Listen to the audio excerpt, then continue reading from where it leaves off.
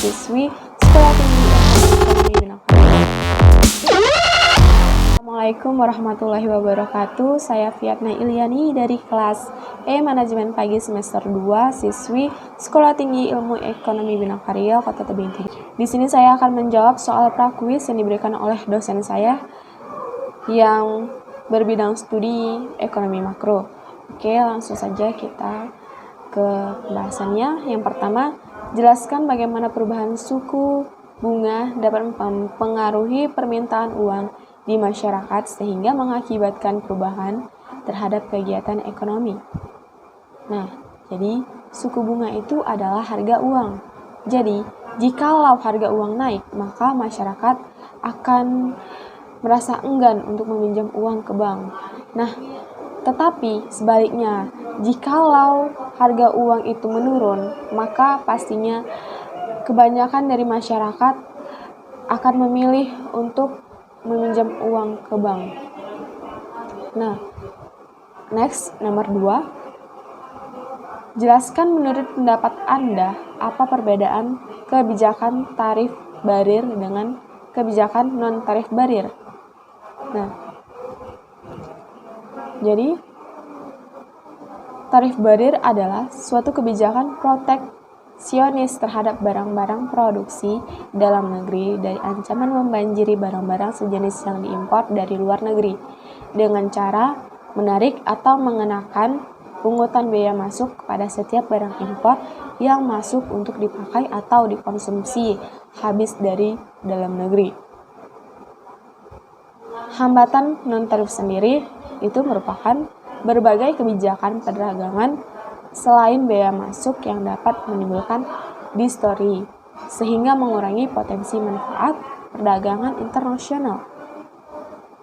Next, nomor 3. Jelaskan bagaimana instrumen kebijakan ekonomi internasional.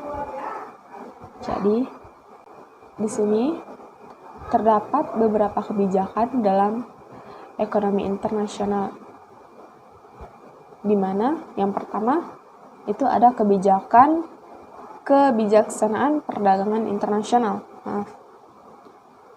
Di mana hal itu mencakup tindakan pemerintah terhadap rekening yang sedang berjalan daripada neraca pembayaran internasional, khususnya tentang ekspor dan impor barang dan jasa. Yang kedua itu ada kebijaksanaan pembayaran internasional. Nah, kebijakan pembayaran internasional ini meliputi tindakan atau kebijaksanaan pemerintah terhadap rekening modal dalam neraca pembayaran internasional yang berupa pengawasan terhadap pembayaran internasional. Selanjutnya, yang ketiga, itu ada kebijaksanaan bantuan luar negeri. Nah, di sini adalah tindakan atau kebijaksanaan pemerintah yang berhubungan dengan bantuan, pinjaman, bantuan yang bertujuan untuk membantu rehabilitas serta pembangunan, dan bantuan militer terhadap negara lain. Nah, kebijaksanaan ekonomi internasional juga memiliki tujuan tertentu. Secara umum, terdapat tujuan yang pertama, hierarki. Yang kedua, kesejahteraan. Ketiga, proteksi. 4, pembayaran keseimbangan neraca. Kelima, pembangunan ekonomi. Next, saya akan menjawab pertanyaan selanjutnya, nomor 4. Jelaskan menurut pendapat Anda apa yang dimaksud dengan perekonomian terbuka. Jadi, perekonomian terbuka adalah perekonomian yang melibatkan diri dalam perdagangan internasional, ekspor dan impor, barang dan jasa, serta modal dengan negara-negara lain. Pada sistem ekonomi yang terbuka, terdapat kemungkinan dari produsen untuk melakukan kegiatan ekspor barang dan produk dagang dengan tujuan pasar-pasar di negara lain, atau sebaliknya, melakukan kegiatan impor atas bahan mentah dan bahan penolong serta mesin atau barang jadi dari luar negara. Dalam model terbuka ini, jasa perbankan dan lembaga keuangan dapat juga berhasil dari luar negeri dan kita dihadapkan pada sistem perekonomian yang semakin menyatu atau bisa disebut dengan the borderless economy yang disebut dengan the global economy. Perekonomian terbuka juga merupakan sebuah perekonomian yang berinteraksi secara bebas dengan perekonomian lain di seluruh dunia. Dalam perekonomian terbuka ini mulai diberlakukan di semua negara. Dalam perekonomian terbuka ini menggambarkan kondisi di mana negara dapat melakukan suatu hubungan baik secara ekonomi yang melalui bidang perdagangan internasional maupun bidang politik. Next, saya akan menjawab pertanyaan yang kelima. Jelaskan menurut pendapat Anda, apa yang menjadi faktor penghambat dalam proses pembangunan? Terdapat 5 faktor, yaitu yang pertama ada faktor perkembangan penduduk dan tingkat pendidikan yang rendah. Nah, di sini perkembangan penduduk dapat menjadi pendorong maupun penghambat bangunan.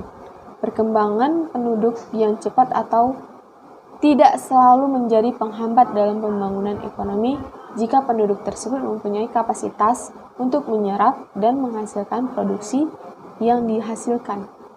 Yang kedua, perekonomian yang bersifat dualistik. Perekonomian yang bersifat dualistik ini merupakan penghambat karena menyebabkan produktivitas berbagai kegiatan yang produktif sangat rendah dan usaha-usaha untuk mengadakan perubahan sangat terbatas sekali. Nah, yang paling rawan adalah hambatan berupa dualisme sosial dan teknologi yang sangat berpengaruh terhadap mekanisme pasar, sehingga sumber daya yang tersedia tidak digunakan secara efektif dan efisien. Nah, yang ketiga itu ada tingkat pembentukan modal yang rendah. Tingkat pembentukan modal yang rendah merupakan hambatan utama bagi pembangunan ekonomi. Pembentukan modal di negara-negara yang sedang berkembang merupakan vicious cycle atau lingkaran tak berujung pangkal. Produktivitas yang sangat rendah mengakibatkan rendahnya pendapatan ini. Pendapatan yang rendah mengakibatkan low saving dan low investment, dan rendahnya pembentukan modal. Pendapatan yang rendah mengakibatkan tabungan yang rendah pula. Tabungan yang rendah akan melemahkan pembentukan modal yang pada akhirnya kekurangan modal. Masyarakat terbelakang, kekayaan alam belum dapat diolah, dan seterusnya sehingga merupakan lingkaran yang tidak berujung pangkal. Nah, selanjutnya yang keempat, itu ada struktur ekspor berupa bahan mentah. Di sini, struktur ekspor negara sedang berkembang belum merupakan engine of growth karena bersifat industri yang mendorong ekonomi dualisme yang kurang mendorong perkembangan ekonomi yang lebih lanjut. Publish and Singer berpendapatan dalam jangka panjang daya tukar barang-barang yang diperdagangkan oleh negara-negara berkembang dengan negara maju akan menjadi bertambah buruk dan merugikan negara yang sedang berkembang itu. Yang terakhir itu ada proses sebab akibat kumulatif. Sebab akibat kumulatif sirkuler adalah hambatan pembangunan di daerah miskin sebagai akibat pembangunan di daerah maju sehingga timbul gap antara daerah maju dengan daerah miskin.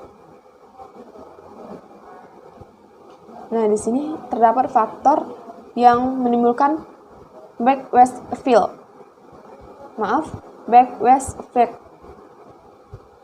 Yang pertama itu adalah ada perpindahan penduduk dari daerah miskin ke daerah yang lebih maju. Selanjutnya yang kedua itu ada corak pengaliran modal yang beraksi. Selanjutnya yang ketiga itu yaitu pola perdagangan dan kegiatan perdagangan terutama didominasi oleh industri-industri di daerah yang lebih maju. Ini menyebabkan daerah miskin mengalami kesukaran untuk mengembangkan pasar hasil industrinya dan memperlambat perkembangan di daerah miskin. Sekian dari saya. Apabila ada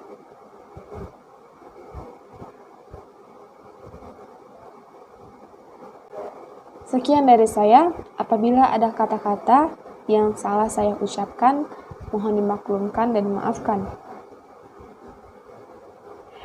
Saya pamit undur diri dulu. Assalamualaikum warahmatullahi wabarakatuh.